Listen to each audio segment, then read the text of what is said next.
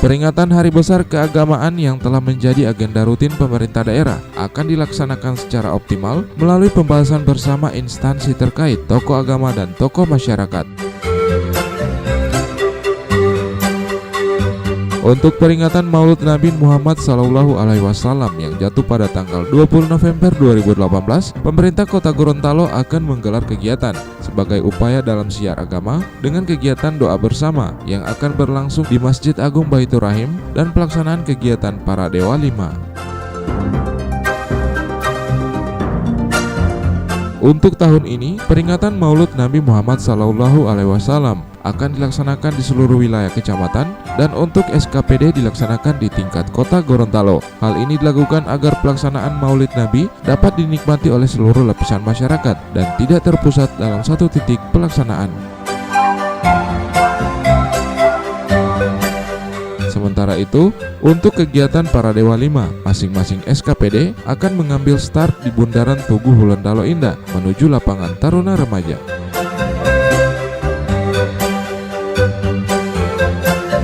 Baru selesai melaksanakan rapat dalam rangka persiapan pelaksanaan peringatan Maulid Nabi besar Muhammad SAW tahun 1440 Hijriah atau 2018 Masehi.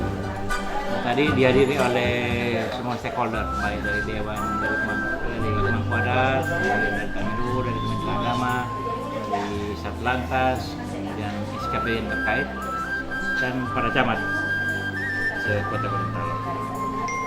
Ada dua agenda yang kita bahas. Yang pertama adalah agenda peringatan pelaksanaan Maulid sendiri, kemudian yang kedua adalah agenda untuk para Dewa 5 sehubungan dengan peringatan. Ya, untuk pelaksanaan peringatan Maulid Nabi besar Muhammad SAW itu insya Allah akan kita laksanakan pada tanggal 19 November 2018 pukul 19.13 yaitu ba'da sholat isya bertempat di Masjid Agung Baitur Rahim Kota Gorontalo, di mana pelaksanaannya akan kita laksanakan dua, yaitu tradisional dan secara nasional. Kemudian pada saat yang bersamaan semua kecamatan juga serentak melaksanakan di masjid besar kecamatan masing-masing.